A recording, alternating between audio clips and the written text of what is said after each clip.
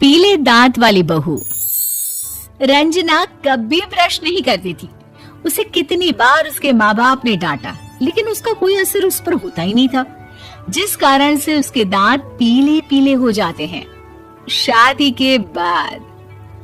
अरे बहू, वैसे तो तुझ में कोई कमी नहीं है, पर तेरे दांत इतने पीले कैसे हैं बेटा? कैसे मतलब?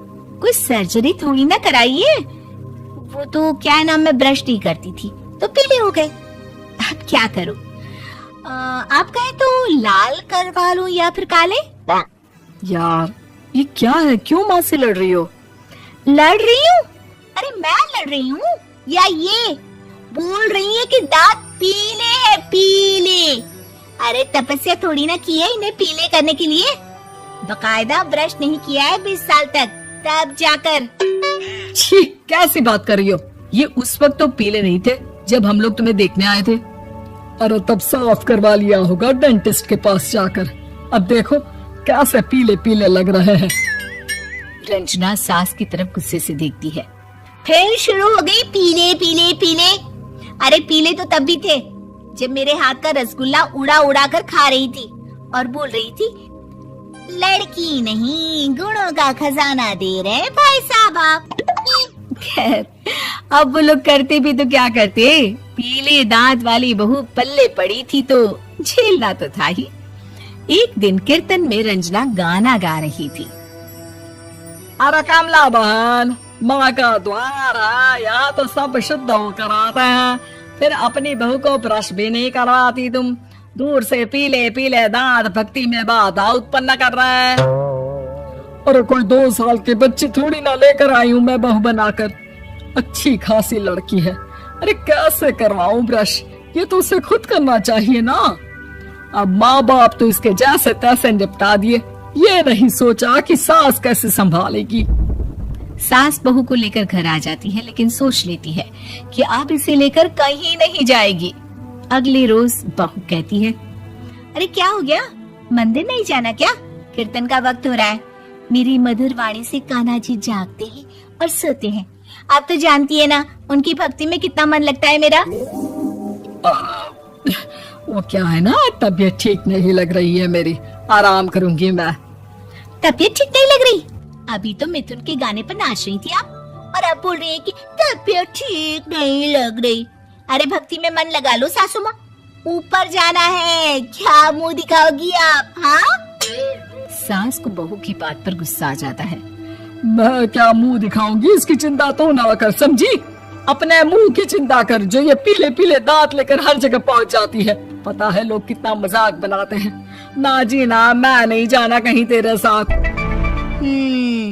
तो ये बात है, कोई ना, मत जाओ, मैं अपने कमरे में ही बैठकर भक्ति कर लूंगी। ऊपर वाला दांत थोड़ी ना देखता है, मन देखता है, भावना देखता है। और अरे बस बस, तू सब कुछ दिखा, बस ये सफेद चमकदार दांत ना दिखाना किसी को, है? जा यहाँ से। बहू को सास की बात का कोई फर्क नहीं पड़ता, वो तो जैसी थी वैसी ही रह जाती है। सुबह नहाकर किचन में खाना बनाना, फिर खाना खाना, कीर्तन भजन करना और सो जाना। एक दिन, माँ जी मैं सहेली के घर जा रही हूँ, शाम को लेट आऊंगी। हाँ, तो जाना, मैंने कौन सा तेरी आरती करनी है घर पर बैठकर। रंजना सहेली के घर जाती है, जहाँ वो पार्टी में जाने की तैयारी कर रही होती है। अरे शिखा, कहाँ जाने की तैयारी कर रही है? मैं गलत वक्त पर आ गई क्या? अरे नहीं यार, उल्टा सही वक्त पर आई है। मैंने ये साड़ी और ज्वेलरी निकाली है यार, शाम को इनके ऑफिस की एक पार्टी में जाना है। बताना कैसा लग रहा है ये सब? नहीं यार, इस ड्रेस के साथ तो वो वाली ज्वेलरी अच्छी लगेगी। हाँ सही बोल रही है, मैंने ध्यान ही नहीं दिया। वैसे तो हमेशा से मस्त फैशन सेंस रखती है। तो बड़ा जाती होगी ना पति के साथ पार्टी में। रंजना कुछ नहीं बोलती, बस सोचती है कि यार काश ये बात सही हो जाती, पर मैं क्यों नहीं जाती पार्टी में? क्या इन लोगों की कोई पार्टी होती नहीं होगी? रंजना घर आती है और रात में पति से सवाल करती है, एक बात बताइए, आप मुझे किसी पार्टी में क्यों नहीं ले जाते? क्या आपकी यहाँ ऑफिस में पार्टी नहीं होती? पति बेचारा क्या कहता कि दांत पीले हैं तुम्हारे इसलिए। अरे कोई पार्टी होती नहीं हम लोगों के ऑफिस में, तो कहाँ से लेकर जाऊं? और मार्केट, मॉल, कहीं वीकेंड घूमना, कहीं तो। अरे यार सारे हफ्ते में एक छुट्टी मिलती है, तो सोचता हूँ कि आराम ही कर लूं। क्यों? रंजना मन मार के रह जाती है।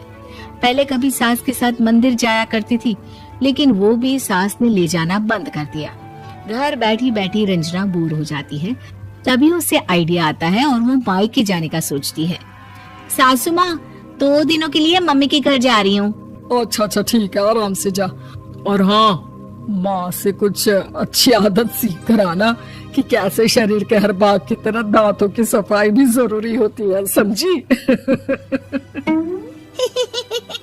शुरू हो गई ना आप। वो लोग आपकी तरह नहीं है कि छोटी छोटी बात का बतंगड़ बना दे। उन लोगों के लिए मैं मायने रखती हूँ, ना कि मेरे पीले पीले दांत। रंजना माँ को बिना बताए उन लोगों को सरप्राइज देती है, लेकिन जैसे ही वो दरवाजे पर पहुंचती है, अंदर देखती है कि घर वाले कहीं जा रहे होते हैं। अब माँ, काश रंजना दीदी के दांतों वाली प्रॉब्लम नहीं होती, तो वो भी हम लोगों के साथ चलती ना बुआ जी की बेटी की शादी में। हाँ बेटा, लेकिन अब उसे कौन समझाए कि उसको उसके पीले दांत नहीं दिखते, लेकिन उसके आसपास के लोगों को कितना एम्बैरेसिंग फील कराते हैं। मुझे तो कितनी बार उसके स्कूल की टीचर ने शिकायत की कि उसके साथ कोई लड़की बैठना भी नहीं चाहती, और ना ही कॉलेज में कोई उससे बात करना चाहता था। लेकिन पता नहीं क्यों उसे ये बात समझ में ही नहीं आती। कोई कमी नहीं है उस लड़की में, बस यही कि दांत पीले हैं। वो तो भला हो जीजा जी और उनकी माँ का, जो दीदी को जैसी है वैसे ही रखा हुआ है। रंजना को अपने घर वालों की बात सुनकर बहुत दुख होता है। वो सोचती है कि वो क्या करे, लेकिन फिर वो सीधा डेंटिस्ट के पास जाती है, अपने दांत चमकाती है और कसम खाती है कि वो रोज ब्रश करेगी। अरे क्या हो गया? तुम तो 2 दिनों के लिए गई थी ना, पर कोई ना, अच्छा है, चलो आ गई तो। रंजना सास के सामने आकर खड़ी हो जाती है और पूरी स्माइल करती है, उसके चमकदार दांतों को दिखाती हुई। चले मंदिर। माँ, मुझे माफ कर दीजिए, मैंने आप लोगों को बहुत एम्बैरेसिंग फील करवाया। मैं आज से रोज ब्रश करूंगी।